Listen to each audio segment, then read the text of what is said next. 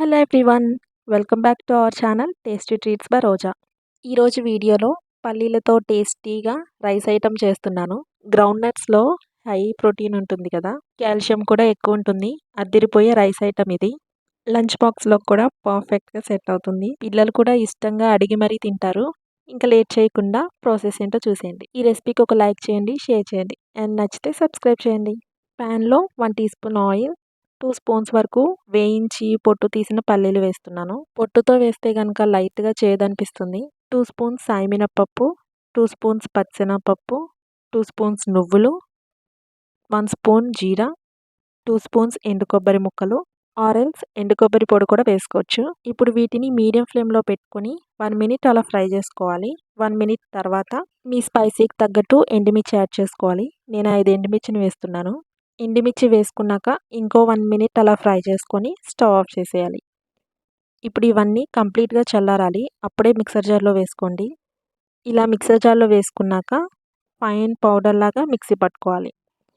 Water ఏమీ add చేయవసరం లేదు. అలానే నేను సాల్ట్ కూడా యాడ్ చేయలేదు, రైస్ని బట్టి వేద్దామని. ఇలా మెత్తగా మిక్సీ పట్టుకున్నాక దీన్ని పక్కన పెట్టుకోవాలి.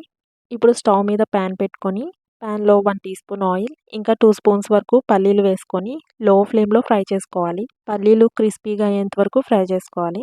లాస్ట్లో కొద్దిగా కరివేపాకు వేసి కరివేపాకులోని తడంతా పోయేంత వరకు ఫ్రై చేసుకోవాలి. 1 కప్ బాస్మతి రైస్ని ఇలా కుక్ చేసుకున్నాను. రైస్ కూడా ఓవర్ కుక్ అవ్వకూడదు, ఇలా పొడి పొడిగా వచ్చేలా కుక్ చేసుకోవాలి. ఇప్పుడు ఈ రైస్ని ఫ్రై చేసుకున్న పల్లీల్లో వేసుకోవాలి. ఫ్లేమ్ని మాత్రం లో ఫ్లేమ్లోనే పెట్టుకోవాలి. రైస్తో పాటు మిక్సీ పట్టుకున్న పొడి మొత్తాన్ని వేసేయాలి. దీంతో పాటు టేస్ట్కి సరిపోయేంత సాల్ట్ వేసుకొని మొత్తం కలిసేలా మిక్స్ చేసుకోవాలి. ఇలా కలుపుకుంటూ లో ఫ్లేమ్లో పెట్టుకొని 1 మినిట్ అలా ఫ్రై చేసుకున్నాక స్టవ్ ఆఫ్ చేసేయడమే. అంతేనండి, పీనట్ రైస్ రెడీ అయిపోయింది. ఎంతో టేస్టీగా ఉంటుంది, అలానే హెల్దీ కూడా. అప్పుడప్పుడు లంచ్ బాక్స్లో కూడా పెట్టచ్చు, బాగుంటుంది. కొద్దిగా తిన్నా స్టమక్ ఫుల్ అవుతుంది. ఈ రెసిపీ మీకు నచ్చిందా? అయితే తప్పకుండా ట్రై చేయండి. టేస్ట్ ఎలా వచ్చిందో మాత్రం షేర్ చేయడం మర్చిపోకండి. నాకైతే చాలా బాగా నచ్చింది. మా పిల్లలు కూడా ఇష్టంగా తిన్నారు. ఇంకా ఇలాంటి టేస్టీ అండ్ హెల్దీ రెసిపీస్ కోసం మన ఛానల్ని తప్పకుండా సబ్స్క్రైబ్ చేయండి. Thanks for watching. బాయ్.